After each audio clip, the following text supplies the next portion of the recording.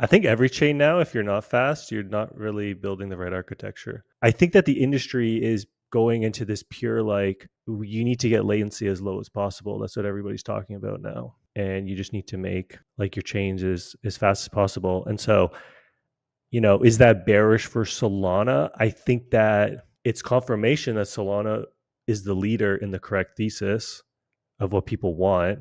They definitely will have more competition now, though. Nothing said on the Hivemind is a recommendation to buy or sell securities or tokens. This podcast is strictly for informational purposes only, and any views expressed by anyone on the show are solely our own opinions, not financial advice.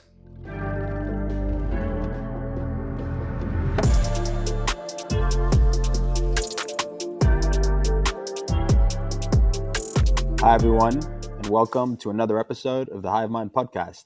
The goal of the podcast is to provide an inside look into what we like to call the Delphi Hivemind, bringing together some of our brightest minds from each of the divisions to share insights, alpha, and shitposts. Today with us, we have the usual crew, myself, Ceteris, who leads our institutional research arm, and Jan, managing partner at Delphi Ventures. But stepping in for our shitcoin scavenger, who is on holiday, we have Zon, CEO. Are you CEO? CEO and founder of No, Initia. I'm just CSO. Well, I used to go by CBDSM officer, Business Development Strategy Marketing. That does not have But a Stan, good ring to it. The yeah, CBDSM. Stan. To some people, hits it all has the a very marks. good ring to it, though. Nice to be here. So what do you go Thanks by for now? having me, boys. CSO. Yeah, just CSO, Chief Strategic Officer, Chief of Strategy. I usually just say co-founder. Very cool. Okay. And so the thing about being a co-founder is really you're just like a glorified intern. You end up doing anything or everything anyways. Yeah, that is unfortunately true. I can confirm. So we have a lot we want to talk to you about today. I think you're pretty well positioned to talk about a lot of this stuff. And I think we want to start with ETH. And specifically, I think that the framing I want to go at this from is, can ETH be saved? Or is ETH going to be like the atom, effectively? Where sort of the Cosmos SDK, and obviously you've been building in Cosmos for a long time. I've been bullish in building in Cosmos for a long time too. I think a lot of people were rightly bullish Cosmos SDK, and the Cosmos SDK has kind of crushed it, but the token has not gone up, right? Like there's a lot of successful chains using Cosmos SDK, but Atom is basically a stable coin for the last few years or worse recently. And so what do you think caused that? And do you think ETH is going to have the same fate? Is ETH going to be the Atom, basically? Like roll-ups succeed, you have a bunch of new roll-ups launch, Unichain, Base, World Chain, like all these, by all means, successful roll-ups. But does ETH just become Atom? Yeah. So I think there's a few different things here. The first is what went wrong with Atom and Cosmos. Like you said, the Cosmos SDK is a very good toolkit to build unique blockchains, and it is what everyone still uses to date, right? Celestia, Nillion, Berachain, Initia, like all these things are built on top of the Cosmos SDK, and they all have a lot of those are probably going to have larger market caps than Atom itself. I think where Atom failed was the original ICF never really had a guiding hand over how the ecosystem should form and evolve. They're very credibly neutral, and the same thing happened with Ethereum. And with that, they never cemented Atom within the network of chains, right? No chain in Cosmos cares at all about having the Atom token have liquidity or have use cases or build demand for it. IBC does not require Atom at all. There are a lot of original designs to Atom, like having assets move through that chain as the router chain or as the hub chain, which could bring, maybe some value capture to Atom, which was never really done. I think the ICL now, so Interchain Labs, which has been spun up by the Skip team and is kind of taking over Cosmos SDK development. Only within the past few months, they've really cleaned house and are starting to, look at this with a fresh lens. I'm very excited for what they're going to try and do, because they will bring some ideas back to the table. And maybe this is not the best thing to say, but every good tokenomics design has a little bit of Ponzi to it. And so I think some of those things were missing. And with Ethereum, the difference here was that Ethereum was canonically supposed to be money, and every roll up on Ethereum uses ETH as gas, or at least the vast majority of it. So I'm not exactly sure where things went wrong for ETH. It is, the biggest credibly neutral smart contracting platform. Everyone still uses them as gas. I obviously am a bag holder because I have most of my net worth in the Ethereum token. One of the things I think that needs to be fixed is just the Ethereum Foundation. Their leadership is like unknown. Like, I have no idea who anyone on the Ethereum Foundation is except for Vitalik. And I think that's very strange, right? Anatoly and Raj, a lot of people on the Solana Labs foundations. They're talking, they're using protocols, they're using apps, they're engaging with the ecosystem. And the Ethereum Foundation has nothing like that. But I don't know how the system is run, so I can't really come in and say what to fix. But I'd be curious on some of your takes. I think personally, when you talked the ETH is money thesis, I think they have made ETH money, right? Like ETH, to your point, ETH is used on all these rollups. It is used as the gas token, but that hasn't accrued any meaningful value to the token, really, using it in that way. And so I think, like, yes, ETH is money, but I think it was the expectations for what that would mean were like a lot higher than in reality what it really is. And people are just starting to value infra, and ETH is infra, mostly on fundamentals. Like, if you look at most infra tokens over the past couple of years, and people will pull out like meme coins or XRP to prove this wrong, but like if you look at the majority of infra tokens, they are trading based on what kind of like real economics people expect them to provide over like the long term. And so ETH is in such You a really weird. think that's true? I do think that's true. Yeah, look at Like- every.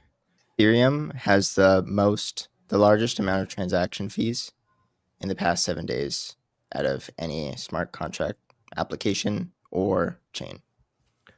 It makes less than Solana now, and it's valued at like 4x the amount of Sol. If you look at all the other infra tokens, like L2 tokens of a lot of these dead L2s, they're all basically down only. Tia I think Tia is like interesting here for the first time, but it's hard to get around. Like, you need to be really bullish on Celestia just absolutely crushing as a DA layer.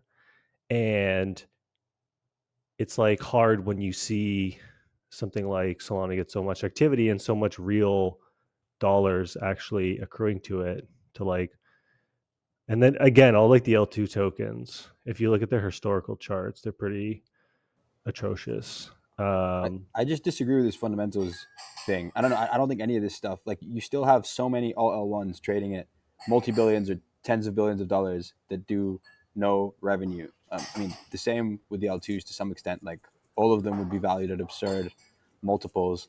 The bridge protocols, like, there's so many examples of things that are valued in the billions that don't have the revenues or cash flows to justify it. And like with even Sol, like right at the bottom before it started pumping, that was the argument everyone made. Like, Sol will never have cash flows because the transaction fees are too cheap. And then it pumped, and probably I'd say, like, I don't know when RAV started to catch up, but it was pretty late into the pump. It was probably like Sol had already cleared $100 by the time RAV really started to catch up meaningfully, because you needed the wealth effect from the Sol pump for people to start aping memes, and then the memes are what generate most of the RAV. So I'm just skeptical of this story that price follows fundamentals. I think it's more like price moves for reasons that I think are very hard to understand, and then people make like, and then it improves fundamentals, and also people start telling stories about fundamentals more than anything. But yeah, I'm curious what you think, Jan. Yeah, it's usually narrative drives price, and then the reflexivity there drives activity and fundamentals and kind of looping and everything else that's built on top. I don't know. ETH kind of had initially was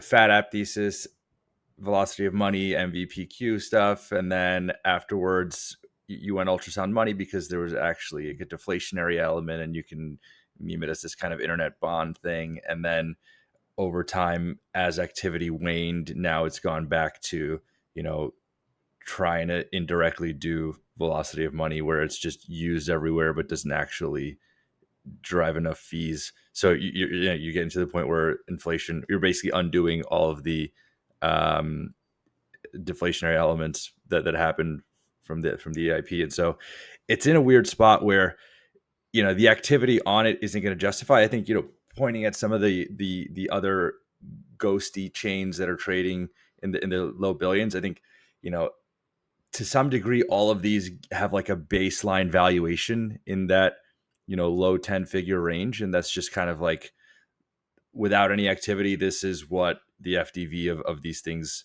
trades at. And then to get to the higher echelon, you really need to rationalize it somehow. And I think ETH now, it's just the fundamentals aren't getting there, and it's going to kind of, I think, gradually compress. I just don't see where the incremental bid for ETH will come over some of these others, like, I guess, namely Sol, basically. Eric Trump.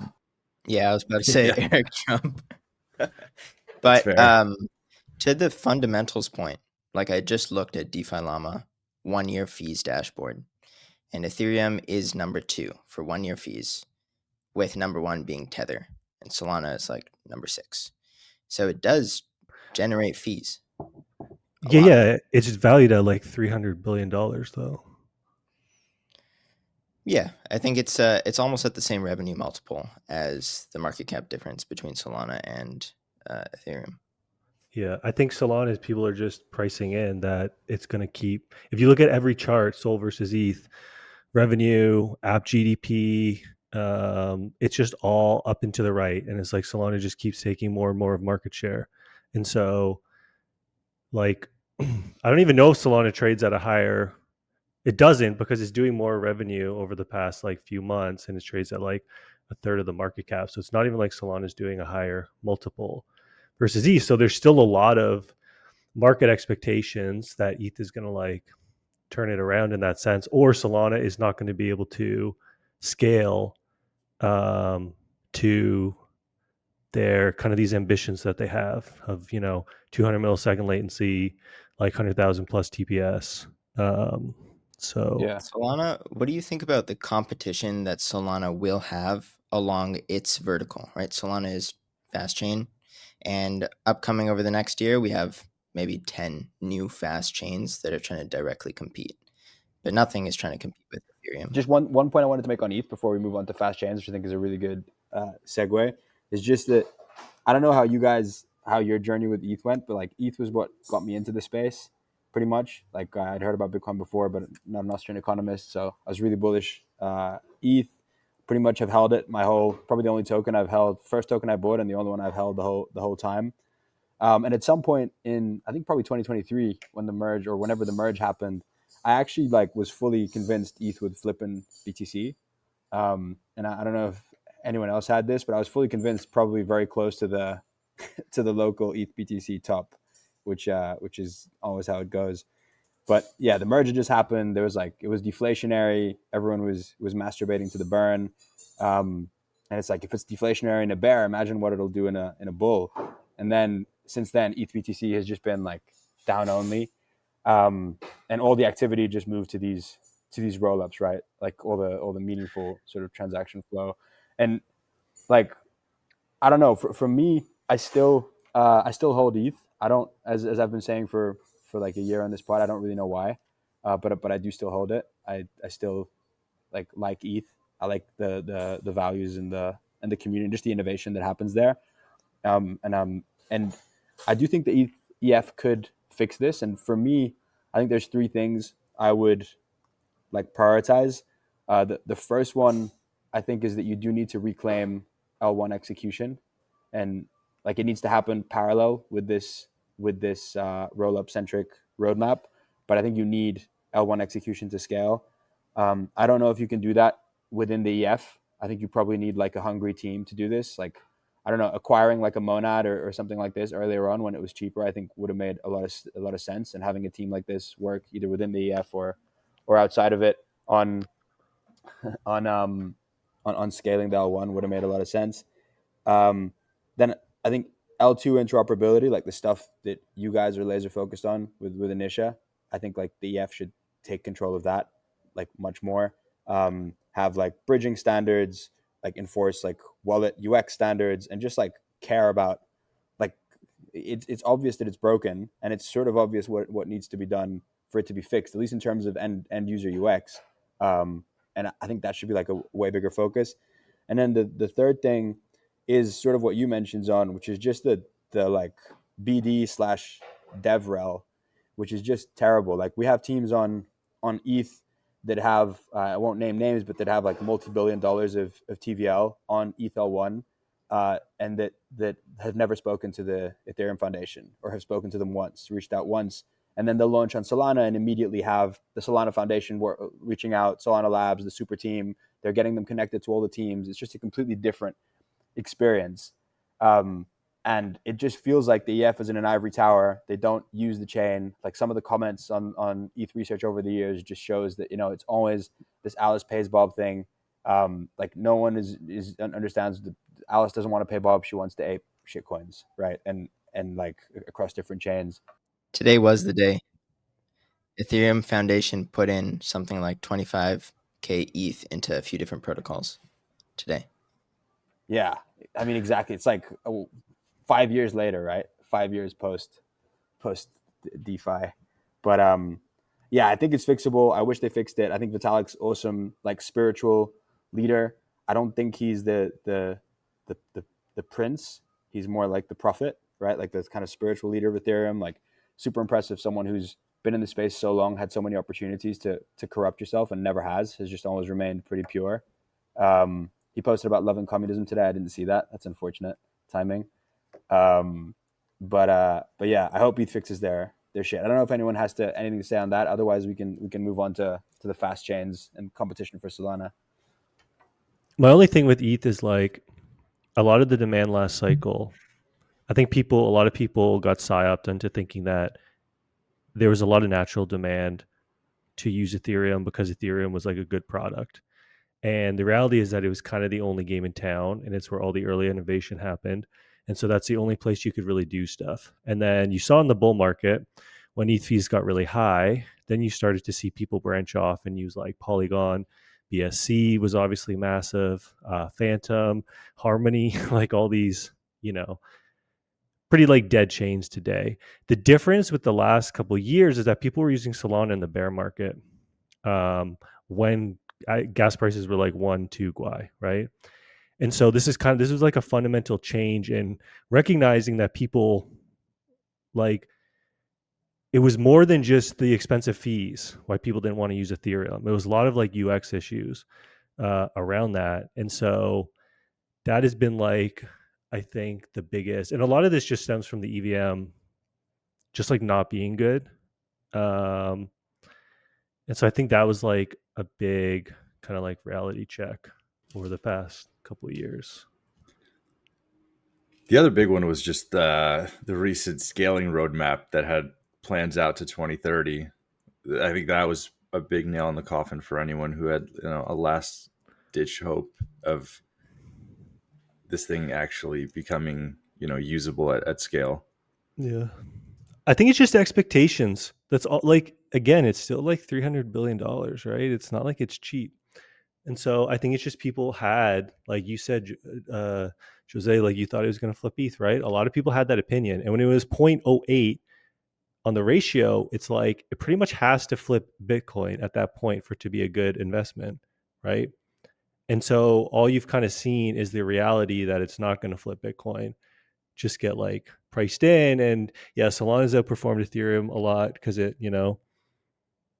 it's got a lot of users, all this stuff, and it was like just so cheap compared to ETH, right? So yeah, I don't know. It's like it's to me, this is like expected for ETH. Like it's like the operation, it was a success, Ethereum, but the patient died, ETH, right? Like Ethereum as a movement, as an ecosystem continues to grow.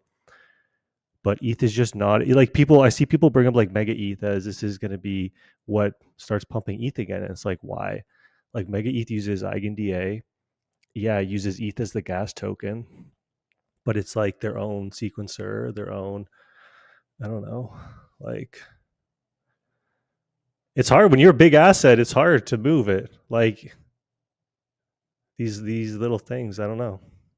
The types of users and buyers are also very different this cycle versus last cycle, right? Yeah. You had like on-chain degens coming to play on Ethereum and some of these side chains, but most of the boomers or people that were not involved in crypto yet would just buy BTC and ETH. But now you have like senators, buying pump fund shitters.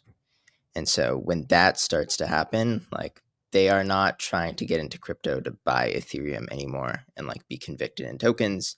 They're trying to flip the coin, right, in 10x.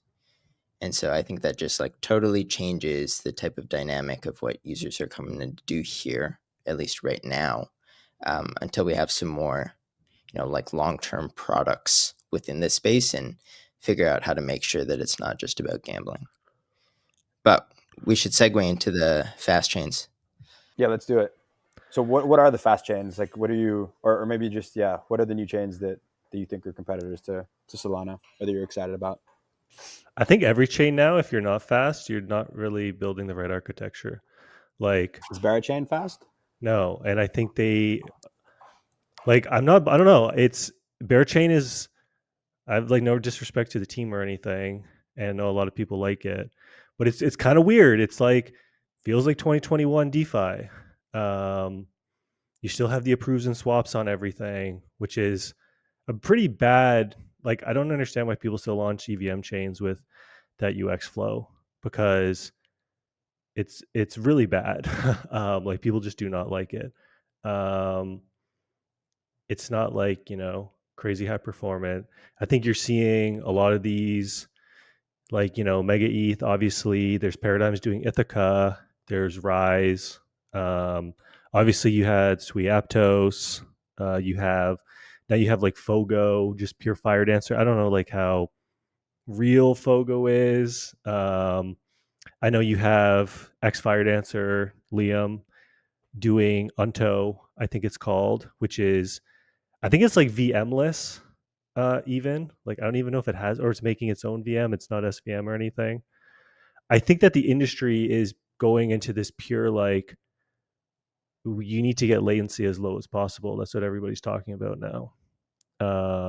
And you just need to make like your chains as fast as possible. And so, is that bearish for Solana? I think that it's confirmation that Solana is the leader in the correct thesis of what people want.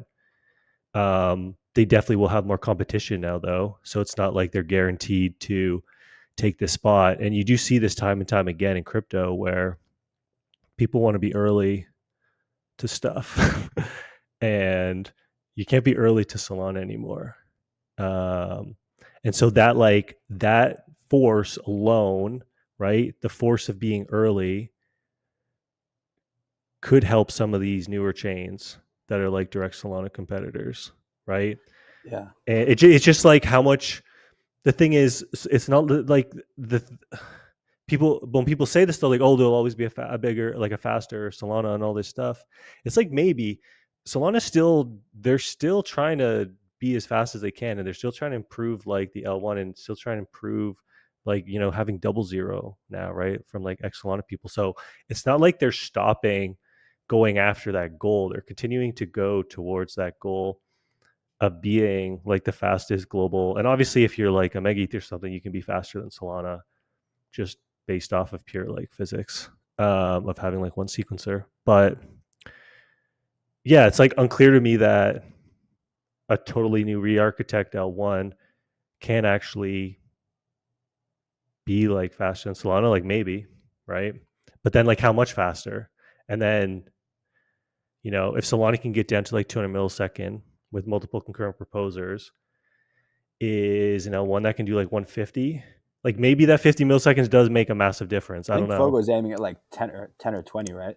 Milliseconds. Yeah, Fogo's weird though because it's like and it's an app chain. So like they're It's sort of like, it's also interesting because it's extending this Toli thing of there's only 6 contracts that matter in blockchain, which I agree right now, but I really don't think, yeah, it's a good sort of bet for the long term. And they're like integrating, I think they're enshrining an Oracle plus doing like special order book logic where, similar to Hyperliquid, like order cancels going first and stuff to make it easier to run order books on chain. Because like order books on chain, Solana's fast, but still like Phoenix is never, as far as I know, hasn't really generated like significant volume. Like order books have not No. really picked up. And it's, I think a lot of people point at this is the reason why. So it'd be interesting to see if like, it's basically faster Solana with like some enshrined stuff that makes it better for the main contracts that people use blockchains for. So it'll be interesting to see how that does. I do think the competitor, like the Chow, I think that's how you pronounce his name, from Alliance, had a quote about how it's hard for him to recommend his founders go anywhere other than Solana right now, which I kind of agree with, honestly, and I feel the same way for most projects where they're not using much of the chain. They're just like basically launching a token or or just running like undifferentiated contracts, because chains aren't just like tech. And at this point, like you said, the tech is pretty commoditized, and what you're really looking for is like capital markets and community. And when you launch on Solana, you have the entire like pump fund degens, all the phantom users, everyone ready to ape your thing. And I think that ends up being, it's sort of like, launching on the NASDAQ versus like FTSE, right? In London. Like, why would you not launch on the US? Why would you not IPO in the US if you could? And like Solana's in the same position right now. But I think the exception, there's two things I'd say on that. The first one is that every chain is only one killer app away from unseating Solana. Like, this stuff's still really small. We kind of saw that with Solana itself, right? There was no activity during the bear market, really. There were just like a few people putting their Jito Sol on margin or something. Like, it was nothing significant. And then Pump Fund came out of nowhere, and like now Solana's is king. I think it's very possible to see that happen with another app on another chain, is the first thing I'd say. And then the second one is, I think there are projects that do need the chain to do certain things that aren't sort of well suited for a generalized environment. And that's sort of where I see like Initia really, really play. And I think you're going to also see a lot of those. But yeah. Yeah, I think, one argument for not launching on Solana, so like what benefits do you get by launching somewhere else as a quality project? It's, direct interfacing with the core team and some level of incentives and foundation support and financial support. And so if you're building an app where there are elements that are on chain, but if you're interacting with the app, they're mostly obfuscated anyways, and so you can kind of benefit from on-chain liquidity and on-chain transactions, but you don't necessarily need to be a crypto native user to tap into that. I think in those scenarios, as an app, you don't benefit as much from the community within Solana, but you get to benefit from the financial support of a chain that needs quality apps. And so I think, like you mentioned, with each platform being one super app away from onboarding a massive amount of users, I think like those are the kind of setups where it makes sense to potentially avoid Solana to some degree. Not avoid, but where it makes sense to pick something else in place of it. If you're building DeFi, I would still not say that Solana is the best place for you. Right? Like, the DeFi heavy users, the big amounts of sitting liquidity, and like the people that come to farm are still on the Ethereum layer 1. The problem is, that's why like Athena was there, Usual, Resolve, like all these major DeFi protocols that launched this cycle still chose Ethereum layer 1. If you are looking for just plain users, maybe you go to Solana in that case. Yeah, not exactly DeFi. It's like stablecoin equivalents. But I think if you're trying to do anything unique, that's when you kind of start to look at full stack apps or building your own chain, and that's when you come to Initia. And so I think that my thesis around this is, every chain is going to be fast. right? That's like going to be table stakes. You have to have good infrastructure, whether that is a general purpose chain or an app chain. They all need to be fast. And they can all probably be fast enough. I think everyone that's competing along the camp of how do I get the fastest chain possible and its general purpose for everyone is going to have trouble when it comes to fighting for a similar set of users, projects, and liquidity when you do have Solana that really is the king here. Now, I think if you look 1 to 2 years in the future and you know that every chain is fast, where do projects start to find unique value propositions that can actually attract users and build real products? And that's when they start to tweak parts of their chain that are specific for their application, whether that is using a VM that only makes their application possible, whether that is customizing transaction ordering and execution, right? These are the things that can start to create little differentiators for you to find like a niche product market fit along one specific vertical that you would never get by building on a general purpose blockchain. And that's why I'm still very bullish on the long-term app chains being the winning solution here, because you'll need to start finding those differentiators to win out users and liquidity. And, I think the greatest success of this cycle was Hyperliquid, but it's very hard to point to other examples right now outside of perpetual products where app chains have really won yet. Yeah. And you really got to do it all yourself if you're launching an app chain, right? Not just build the chain, the tech, like, although there are some solutions for that now, but also like get your community, do your marketing. And I think that's what you I don't think have that's yet. what Initia exists for, right? Like, Yeah. you come and you focus on your app and you just focus on the alters you want to make, and everything else is there for you and follows a lot of shared standards. I think modularity and what happened this cycle with that is everyone got tricked into thinking modularity was about, what DA you use, what oracles you use, what interop solution you used, and you had these RAS services basically build these vending machine like models where you can come and pick whatever you want, but you still have to do a bunch of BD work as you talk to all these third-party integration teams. Initia, however, is a very opinionated design on how these things work, because when you actually talk to builders, no one cares about what DA they use, what interop they use, and what oracle they use. They care about those just working. So we work with just the best in class there. You spin up a rollup on Initia, you get Layer 0, Celestia, built-in oracles. You have an entire front-end product suite for how you connect to wallets, how you bridge into the chains.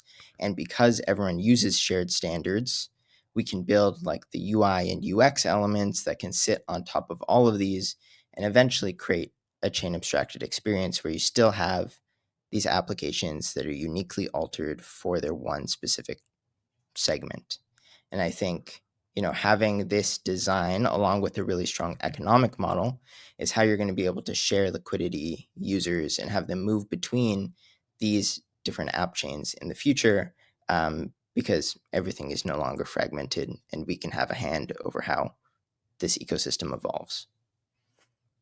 Yeah, it makes a lot of sense. I know. I want to get Ceteris's quick take on because you were an app chain bull, early app chain bull, I would say, in the bear, right? Like you were very involved in us writing that report where we made the fateful decision of choosing Cosmos. Not blaming you for that, but but you updated your views, right? You kind of went the other way. But I'm curious to hear where you're at right now. Yeah. So a lot of my app chain bullishness was because of like ETH1 in last bull market, right?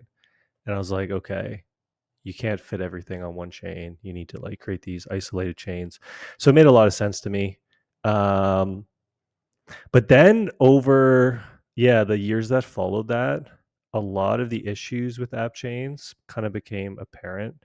And a lot of these are just like Cosmos. Like it's the coordination thing, right? Exactly what Zon was saying. How like it was kind of a free for all, and then you had a lot of people in Cosmos just launching new chains to like launch their own token, and then everybody wanted to be early to a new token in Cosmos, and so there was always like new chains getting launched, and because everybody wanted the new token, and then nobody could ever like coalesce around one thing, And so there was like a lack of unity around the whole process. And then at the same time, you had Solana over here, and yeah, it got like the worst thing I think any eco could go through. And like they were still building, and then they were building what people wanted. We talk about how the only successful app chains so far have been perps, and that's true. But if you just think in general with crypto, like the only successful apps in general have been like spot trading and perp trading. And like, DeFi goes along with spot trading in a sense, like minting CDPs, all this stuff. It's like, these financial primitives and spot trading. Even if you look at Ethereum, like I compare Ethereum to Solana. Solana trading is very basic. It's like meme coin, dog hat, bonk, whatever. And then Ethereum, you have all these like yield games where it's like usual. It's like, okay, let's mint this 4-year locked token, and then we'll go Pendle YT and we'll farm that. And like they're just different games, but they're still kind of just trading at the end of the day. And so I think that, I think Initia is going at this problem, like being coordinated from day one, having shared standards, having, like, if you look at Ethereum, there's like Superchain ERC20, right? And it's like, okay, Superchain, I think, so, is the best comp for what Initia's trying to do, I would say. I don't know what you think about that, Zun, but yeah. but even still, there's still, even the Superchain, I think that a lot of that stuff is trying to make a cohesive thing after the fact still in a lot of Yes, respect, that's right? the issue. And so a lot of that is in Ethereum is, and like you see Aglair and they're like, oh, Aglair is this neutral. Aglair tech might be good. It's very hard for me to see Aglair being like a real long-term solution in Ethereum there, even if it has this amazing technology. I think, like you need the cohesiveness with everything. I think Cosmos is Adam's problem. And like Solana's kind of backing in to being a place where people are launching, like Zeta's launching perps app chain roll up on Solana, right? You're seeing some other like couple and these are also like network extensions, whatever you want to call them. These are mostly like app specific on Solana, which is kind of like the original Cosmos thesis, right? And I think Solana kind of backed into this by accident because they just had this, like they had this like shared liquidity economic layer, right? And that was successful, and now people want to like build around it. Whereas Same as ETH to some Cosmos, extent. whereas Cosmos was just like, just everybody go build your own apps, and then there was no unity around anything, and then people felt like guilty of like giving back to Cosmos Hub. So it's like, oh, we'll airdrop to Atom stakers. Like this is the big thing. This is how Atom was involved. It's like, oh, we'll airdrop our new token to you, but there was never any. And then also the Atom community was like, when they turned out Atom 2.0, I realized that it was like pretty toast at that point.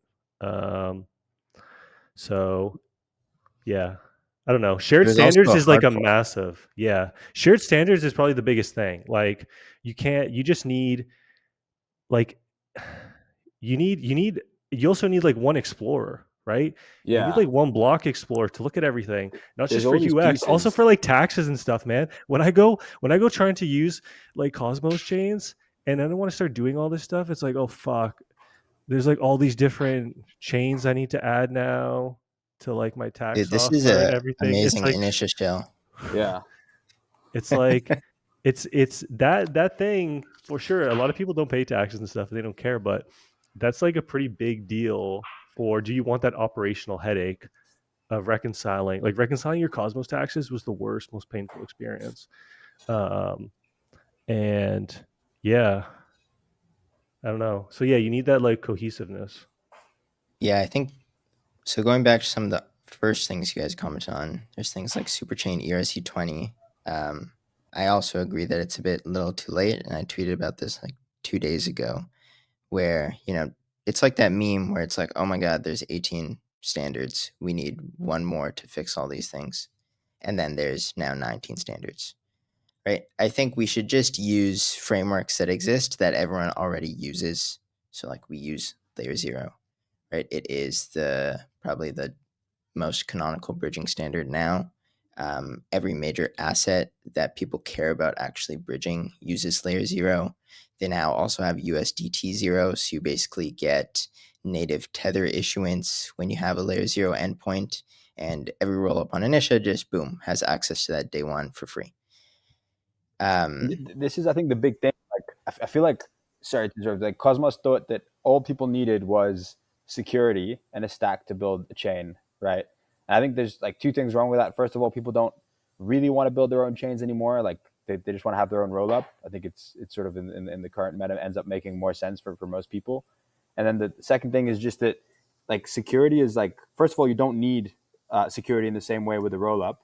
And second of all, that's just like a very small part of what you need when you're launching a new chain, right? Like what Cedros was saying, the Explorer, the wallet integrations, the having native stablecoins on your chain, having an Oracle, having integrations with exchanges, right? Like if you have a new chain, the exchange has to, it's much harder to get an integration with an exchange. There's like all these things that are huge frictions of launching an app chain.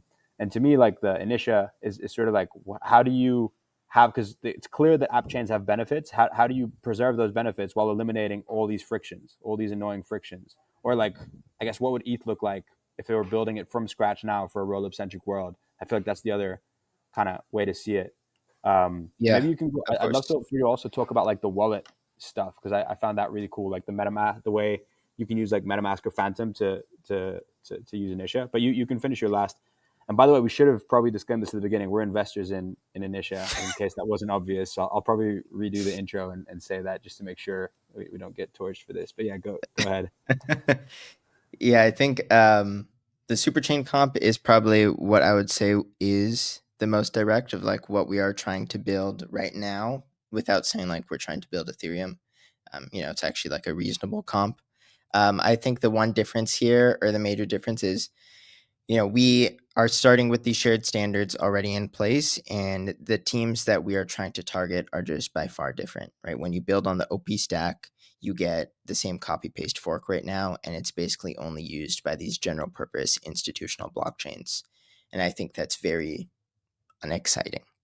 I think that app chains are about, having customization and building for a specific purpose. And so the types of builders that Initia has right now building on the stack are really like either DeFi native, they're like fully on-chain games, they're teams that are trying to optimize for a specific vertical. And I think that's where they'll find success. And we won't end up with the same, 4 or 5 copy paste applications that end up on every single one of the superchain layer 2s. I think shared liquidity, like I just want to hit on that point though too. Like, I think your point about like all the copy paste to general purpose. I think that is like, I think that the two architectures you should probably do are like a very performant general purpose chain, like a Solana Sui type thing, and then probably like an app chain type thing. And to your point, like all these super chains are the exact same thing. They're not differentiated at all. And that has always been my biggest problem with like the Ethereum rollup thesis going back like years, is that all these teams were building the same like vanilla EVM. Yeah, but it's a different color on twitter.com. Yeah, and it's like that was always the thing, and like and you see it, like nobody uses zk sync AVM, nobody uses Polygon zk AVM. Optimism main chain nobody really uses. They all use Base now. It's like if you just make like Scroll, if you just make a million of the same product, it's not. Anyways, I mean to cut you off, but it's like No yeah, worries. that was always my biggest why issue. Yeah, people got so fed up with EVM layer 2s this cycle, because we got the same Velodrome fork, the same lending market fork, just reskinned on every single one of these. And so I completely agree. I think just the two ways to scale blockchain are going to be very application specific, full stack apps. Take advantage of the chain for your application, or the GigaFast layer 2, or just GigaFast base layer chain.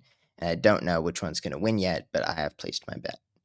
But some of these other things that you're mentioning, like shared liquidity, is very important. And that's why the initial layer 1 is this shared liquidity hub. Assets are fungible across all the different layer 2s. Having those shared bridging standards means that the trust assumptions across all the chains are the same. Asset issuers, if they're comfortable with one, they can feel comfortable with another. Yeah, that was the worst thing about IBC, by the way. Just when you IBC to a new chain and you did the wrong version, and then it doesn't even show up on your wallet. You have to like go find this thing and bridge it back. Like these things are so important, like these little UX things. Like, And it's oh, like, you thought you owned Atom Osmos Atom. You actually own Atom Luna Osmos yeah, Atom. exactly. And you got to go So it's like, back 3 times and then yeah, go back. Yeah. And the same thing happens on Ethereum now, right? Because you have a lot of different bridges to the same layer too, but they can create wrapped token standards.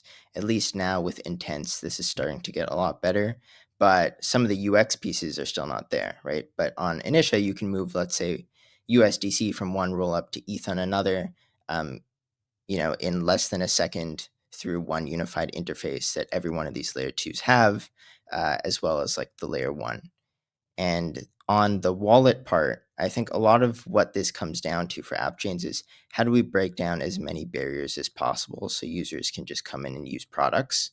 They don't necessarily need to come for Initia to use this. We want them to maybe just come for this application or this fully on-chain game. And so how do you break down the barriers? Obviously, one was the bridging, and now two is, connecting to wallets and creating accounts here. And so what we've done is every rollup on Initia is a Cosmos SDK chain underneath, but we offer the ability to use EVM, MoveVM, or Wasm VM. And when you move tokens across all of these, they get converted into Cosmos native tokens and then bridged. So you can move, let's say, from an ERC20 into a move fungible asset and a move fungible asset into a CW20. So it's all nice and seamless. And when you come and connect with a wallet, we wanted to make sure you don't have the problem where you have to download a new one. I think Cosmos wallets have come very far, but they are still one of the reasons that I don't like using Cosmos. I never went to Aptos at the beginning for a while because I didn't want to download new Aptos wallets. When you go to Solana, you still have to get a Solana wallet. Like all these things are a huge pain. And so we built this thing called the Initia wallet widget. And what it does is it basically lets you use any wallet from EVM, Sol, Cosmos. We'll add the Aptos and Sui ones later. But to sign with any of those wallets on any of the chains, despite what VM they are in, without needing to know any RPC information or what chain you're on, you just need to sign a transaction because this thing acts as like a middleman where it just takes your signature and then it posts that signature to the chain instead of having like a real wallet integration.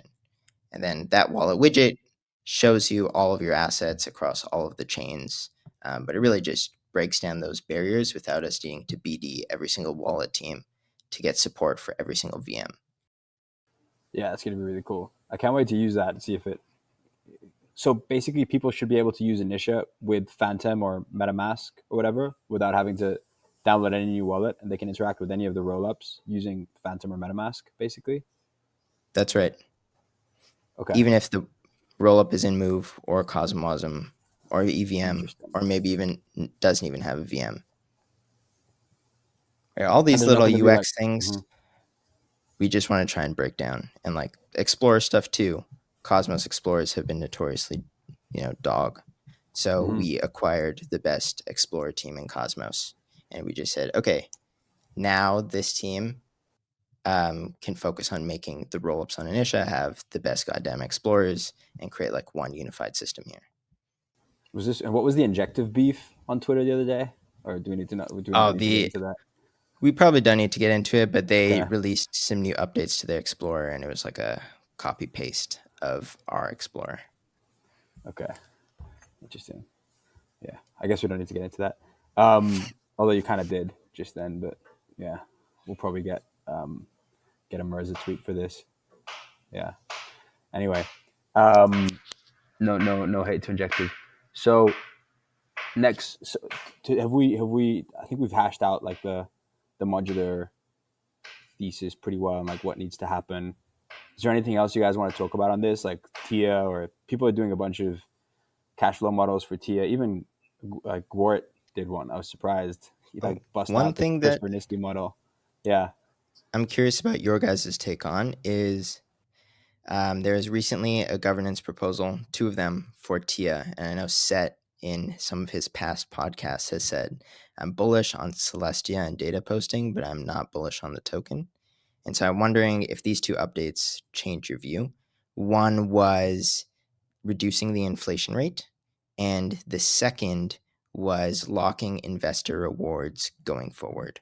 So I think both of those are like good, but both of those, none of those fundamentally change like the token, right? It just kind of changes the supply dynamics for a little bit. I think I am getting more bullish on Tia these days, though, partly because of how much it's been hammered, to be totally frank. Also, you're kind of seeing that Base is taking like 50% of Ethereum blobs, and it's going to take a long time for Ethereum blobs to really scale to any meaningful level. And so it seems pretty clear to me right now that Celestia is going to start taking a lot more rollups market share. And so that alone is like, the problem, one of the biggest problems with I didn't like Tia at the beginning is it just went up so much. And then they had like nothing there. And you had to make some pretty, at like $20 billion with no rollups on it, where you need like millions of rollups posting to actually make it like economically viable. It's kind of like a hard sell. I think there's more of a path here. What I think is interesting is kind of the ZK stuff with Celestia. If you can actually like start bridging Tia with that, which I know they've been working on, that is pretty bullish. There was this paper the other day too. I don't know if you saw it about like actually using Celestia for verification of computation, which is kind of interesting because then you're actually like verifying execution and everything, and that kind of like changes. That's kind of like a far out thing. Who knows how like immediately applicable that is, but yeah, I don't know. There are my biggest question with DA layers is that there are benefits to sharing a DA layer, right? Like um, there are these economies of scale that you get as a DA layer, the bridging and everything. Like there's something real there, right? Like it is a fundamental security like benefit. My question is always though, like what is the premium people will pay to get that, right? I think that people like, people aren't going to keep paying, new rollups aren't going to be keep paying like Ethereum blobs when they can get Celestia blobs for 100th of the price because of the improvement of like Ethereum security, right? So it's kind of like what premium can you actually charge as a DA layer? And that's like the most unproven kind of question out there for me. And yeah, but I think Celestia has like some momentum now. I think it's got like shit on too much. I was part of that too. Yeah. I think they just have the best scaling roadmap by far, right? Like no one is going to compete with them amongst the alt DA camp. Like Eigenlayer, Avail, and these others, unfortunately, are going to be outcompeted here. I think they're just going to be the clear winner. Yeah, because Celestia is not gonna. You're not gonna like Celestia already has pretty big blocks, and they're kind of like increasing them pretty aggressively. So it's not like rollups using Celestia will really be forced on cost basis anytime soon. And that gives Celestia like a big opportunity with blobs being fully saturated and a lot of new rollups coming to market. That gives them a pretty big opportunity to kind of capture a lot of that market share. So I think like obviously Abstract isn't using them yet, but they're going to be using them. Obviously, you guys are coming to market. There's like Eclipse and Flame, which are early days. But you're starting to see like more. You're starting to see more rollups using them. So I think like the next year or two, I think is. Yeah, I also thought that the Celestia marketing, I didn't like the whole modular versus monolithic framing. And I think a lot of people got psyoped by the term modular this cycle and didn't really think about what that really meant properly. And I think that's kind of changing a bit now too. All right. Should we move on to markets? Like just the alt annihilation that we've been through for the last month or two? Like there's also some big launches that came out. Yeah, I guess related to this. Story Protocol, obviously launching into some pretty bad conditions. Does anybody know what Story actually is? Like, I still don't really know. Yeah, I haven't. I tried to read about it. It seems like It seems like it could have been an L2 or just launch on Solana with their IP. And then I don't know what programmability the app chain enables, but to be fair, I haven't made a very strong effort to look into it. Did you know, Zon? I don't exactly yet. I think IP is tokenized as NFTs, but it is built as a Cosmos chain with EVM. I think, really a lot of story will be what does their BD look like? Who can they actually end up bringing on chain to use this thing? Not the tech at all. I think it's sort of like if you have the IP relationships, then the best way to monetize it is to make an L1 around it, and get the L1 premium more than it making a lot of sense to have an L1 for this. But again, I admittedly haven't looked into it that much. But what were you Yeah, going to it's say? more marketing. Like realistically, if what's going to create the most buzz and encourage or convince the most amount of IP to get moved on is if it's an app versus an L1, and then the argument is L1. The premium allows you to have a bigger war chest and make more noise and ideally on board and create an ecosystem there. The trade off is basically, does the lack of other liquidity on this chain limit the value of the IP and the liquidity of it? And so that's kind of the trade off you're making, at least from my perspective. So TBD. So it launched earlier today. It's trading at around 2 billion. Berachain launched last week. They're also trading at around 2.5 billion FDV. The Berachain one surprised me the most. I thought this thing was going straight to 10 billion, but I'm obviously very biased because I was a big fan of Ohm back in the day, and that's kind of where this came from. And I've known Smokey for a while, and I just think the ecosystem is so ripe for like new DeFi builders or old DeFi builders. It's kind of where you would want to go right now if you were looking for people that are going to actually use DeFi on chain. But I think something we've seen after the launch is that people didn't use the chain. But it's only been a week, right? So there's time. But I think anyone Proof of who liquidity wanted isn't live yet, right? proof of liquidity is not live yet, and the pre-deposit vaults may have been amiss in the sense that if you wanted Bera exposure in size, you already deposited $3 billion into these pools, which are supposed to automate using the chain for you. But a lot of it turns out to be like useless liquidity, right? You have like WETH Stone LP pool, so like a ETH LST for like hundreds of millions of dollars. But who's using that? Yeah, I But the checked out. opportunities, sorry, I was just going to say the opportunities on the chain, if you go and use it, are incredible right now because people aren't there. So I've been farming stables for like hundreds of percent APY. Yeah, I checked. I went on Kodiak yesterday, and they have like islands and like fruitful islands or something. I don't know. And there's like some crazy APRs on these four pools, and one of them was ETH Bera, and it only had like 160K in it. And this is like the main DEX. And then I go to the other tab, and it's like, oh, it's because there's like 500 million in Stone Bera, and it's earning 0% incentives or anything. So yeah, it's kind of weird. It's yeah, I think your point makes sense. Like a lot of these pre-deposits that are just locked essentially, and people don't have extra bullets to kind of deploy because they already made that allocation decision. So yeah, I don't know. We'll Yeah. see. You still need like I still think though you need fundamentally new apps, and it's still mostly everything right now on Bear at least is just DeFi stuff again. So I know they have the whole like how the system works is like unique, right, and like innovative. I guess it's like TBD if that is enough. Yeah. Yeah, I agree. Um, I don't know. I feel like again, I'm same as Zona, like bullish on Smokey and really like the team. Think they've done a good job, but it does feel like this would have been a good like 2021 launch. Like proof of liquidity was made a lot of sense back then. Like JMX was big.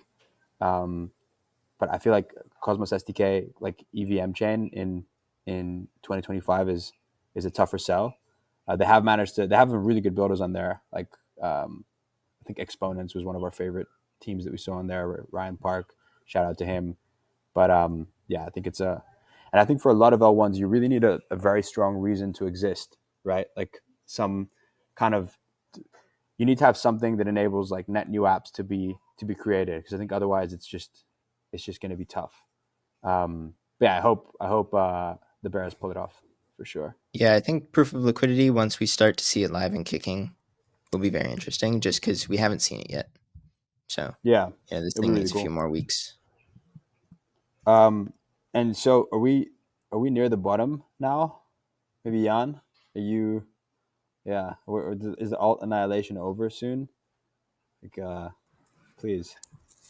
I mean, I think the longer like BTC chop isn't really great for it, as we've seen. So I do think we're kind of starting to turn the corner, though, where bad news is no longer really nuking the Yeah, market.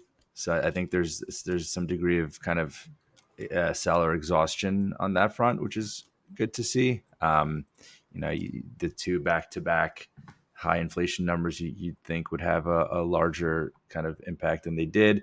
Granted, like on the PPI side, if you look underneath, it's not. It's like driven by portfolio management, some other kind of noise. So, I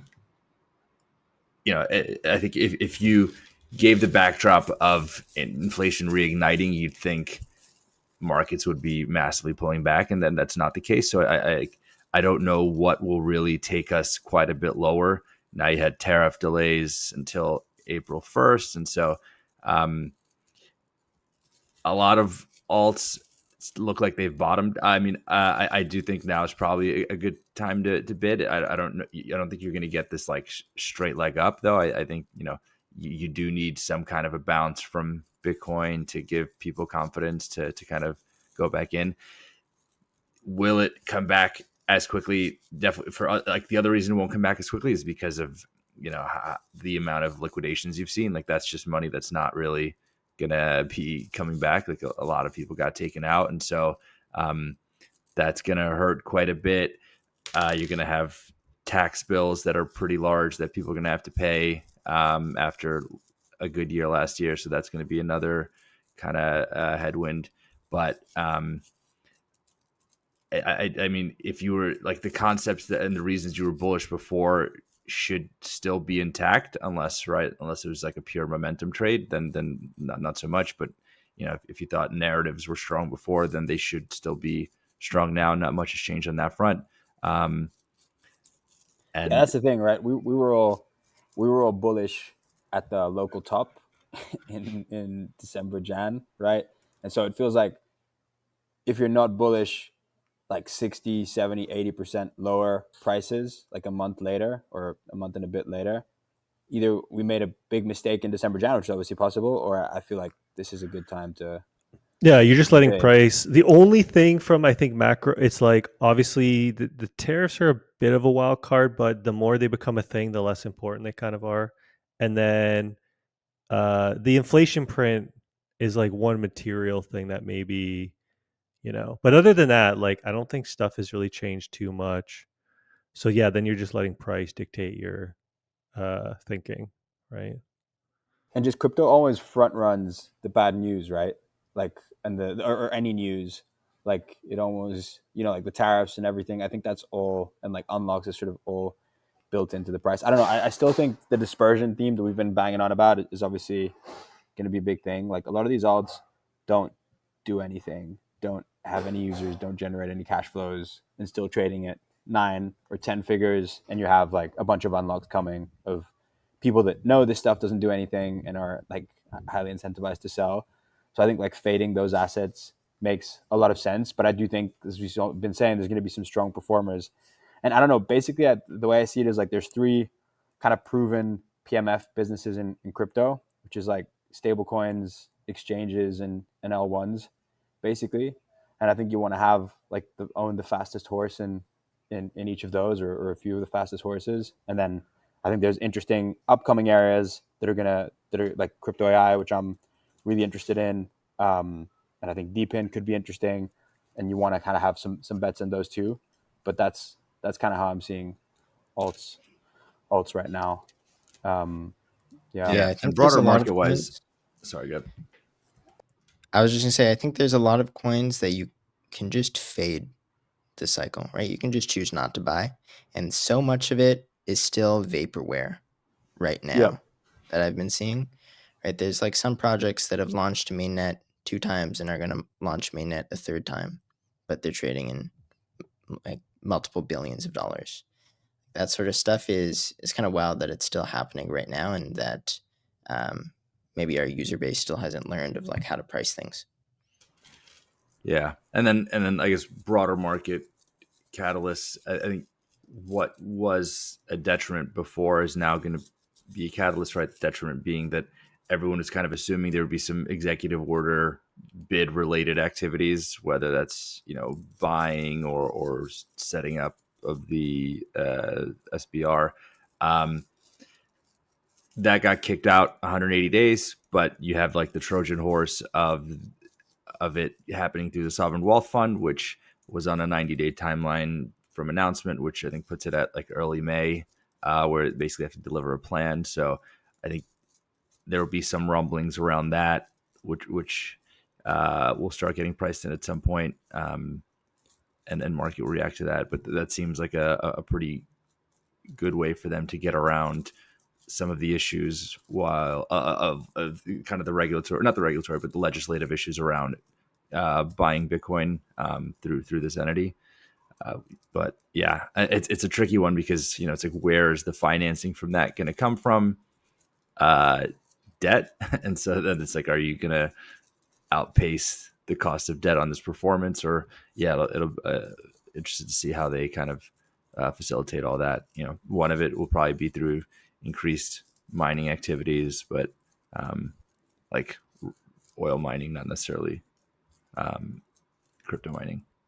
Yeah. Anything else you want to talk about on alts? No, it's been like this isn't changing. Like, this is the new reality of this market. There's too many tokens. There's going to be good pockets to be in. There's a lot of stuff you just want no business holding. Like, there's just too many tokens. Like, the FDV of crypto is totally fake, right? It's not a real number. It's also crazy, like the level of deception happening. I would say these cycles, That like stuff is crazy. Like there float is, yeah. float that people publicly say these days is just entirely fake. Yeah, like people say they have like 20% floats or whatever, but secretly, there's actually only like 5% of the float that's tradable. And that sort of stuff just happens naturally and is like widely accepted in the markets. And Yeah, there's some so, gross you know, games being played for sure. With the float, like seeing the float way larger. Also, like I feel like some of the stuff that happened with World Liberty Fi, and some of the stuff that came out around these liquid funds, getting kickbacks to buy stuff on the open market, like this stuff is really bad. yeah, Set said we got to start pricing things with fundamentals, but it seems like having no product is still bullish in 2025. Yeah, it seems like it. Yeah, launching a product is kind of the worst thing you can do in crypto, especially if you've built up a lot of hype and raised a lot of money. But yeah, I do think the teams that win long term are those that didn't do that. Honestly, yeah. And then I just want to do a quick note on, because I so feel for like, Ripple, yeah, I asked you guys about if you'd been using deep research. I'm curious if any of you been using. I know Cedros hasn't, but Zon or Jan, have you been using it? Like the new OpenAI release? No, I haven't been yet. Okay. I have not Yeah, either. I highly recommend it. I think it's like the most insane. Like I've been using it like 3 or 4 times a day on holiday, much to my girlfriend's displeasure. But you can basically get your own like tailor-made reports on anything you want that are like the level that a pretty good analyst would do. In like that would take maybe 2 weeks for them to do. Like I'll give you some examples just to, like I was looking at a humanoid robotics play that Kang's been bringing, and wanted to see what the TAM is for humanoid robots, and it basically produced like a giant report looking at all the different verticals that humanoid robotics could be used in, adding nuance, like in manufacturing, there's a lot of specialized robots. So what are the specific jobs that only humanoids could do? Talking about service jobs, like calculating the global TAM, calculating like how long it will take robots to penetrate these different areas. Like we were looking at neuromorphic computing play again, produced a whole report on that. I'm in a country in South America that has an interesting local culture. I've researched everything about that. Like there's just so much. It's just insane, like the what you can do with this. And I think people are just going to become like people who use AI well are just going to be superhumans for a few years before everyone uses it. Like you're just going to be able to 100x your productivity and like the amount of stuff you can intake, especially as these things become more agentic. And yeah, I highly recommend. Does it take like how long does it take to think to like make one of those reports? It depends what you ask it. It's anywhere from like 3 to 30 minutes, basically, depending how complex what you're asking about is. It's also interesting. Like sometimes you think you've really stumped it, and then it does it in like 5 minutes, and other times it's like seems relatively simple, but it takes like 30 minutes to do it. Simple questions are hard to answer. Yeah, and it's really interesting how like you also, when you go down the rabbit hole, like prompting is the skill. And I do think what this does is it just like the smartest, most efficient humans really get like 100x'd, and then everyone else just kind of doesn't really have a job until obviously like this thing gets so smart that even the smartest humans don't have a job either. But I think that's going to take ages because for a bunch of reasons. But you're kind of seeing this with like the prompts that people who are specialists in their areas can make, and the type of reports and responses they can get are so much better than just random ones. And you start to really like there's a big science to like prompt engineering and stuff like that, which I just think it's so interesting. I'm gonna start making it a habit to use it like daily, I think. Yeah, and there's also another interesting app. It's called I think it's called Originality.ai, and you can basically run any text through it, and it tells you whether it was generated by an LLM or not. And this is also really interesting to see how much of the shit on Twitter and like even blog posts is basically LLM generated. There's quite a few of those. There's it's funny. I was talking to Shane, who I saw in the background. He was sending me some libtard argument from a friend, and I was just like, this sounds like the most LLM thing ever. And it's like 99% chance it came out of this, and I just sent him the screenshot. I was like, send this back to him. Yeah, it's really funny. And I think also the gap between people who are, because you're gonna have like hyper efficient like AI generated ads and content that just addicts people, and then you're gonna have like hyper efficient people that leverage AI for their own benefit. And I think the gap between them is just gonna increase so much. It's kind of crazy. Like, it's also just destroyed engineering, right? Like you can make a full application, like front ends, back ends, design, like everything wired up in minutes now. Whereas that used to take days before, at least when I was studying in college, which was not too long ago, a few years ago. Yeah. Right? So things have just really come far. And I think engineers will be one of the first to be replaced. And I never thought it would be that order first, right? I always thought it was like the human robots that would replace the people that are restaurant workers and things like that. But I think it's going to be engineers. But it's just way easier to train on engineering problems with RL, right? Like they're just much more easy to have like definable KPIs around. Yeah, I was just Google's like, I think they said 30% of their code is being generated by AI at this point, which is pretty wild. Maybe I should start writing some contracts. Maybe I should launch an Initia. Yeah. My new handheld buddy. Basic shit. Just one quick story. Like I had on my condominium that I live in, like they basically sent me an email saying that I can't, like my dog's piss has been creating like holes on the grass, and I can't walk my dog in the public areas. And I just literally had AI put together like a response. Like I was like, just tell them that I'm going to keep walking my dog in the public areas, and like this isn't a problem. And it just wrote this like really amazing like long response to them, citing like regulations around this stuff and all this thing. And it was so funny how much AI slop is probably going to go into like just these email exchanges and stuff. Like you're just going to be able to waste people's time by just having an AI like continuously respond to people. It's all over Twitter, right? Especially with the Yap farming and Kaito. Like half the responses that I see, I'm pretty sure are AI, And then I've asked them if they're AI, and obviously they say no, which means they must be AI. Yeah. I used it for my daughter's preschool application. Just to write the whole thing. Yeah, it's crazy. And it's just insane how like AI, sorry to keep going on, like AI passed the Turing test, no one cared. And now it's like doing like superhuman, like researcher level reports and stuff. And still like no one cares. The world just keeps going on as normal when it just feels like if you use it, like everything has changed. And it's just hard to wrap your mind around how much everything's going to change with once this stuff like proliferates. Especially considering how bullish Sam seems to be on continued like progress even past this current level. But yeah, we can end it here. Cheers. Thanks very much, Zon, for coming in. That was awesome. And thanks everyone. Thanks for having me. Yeah. Thank you.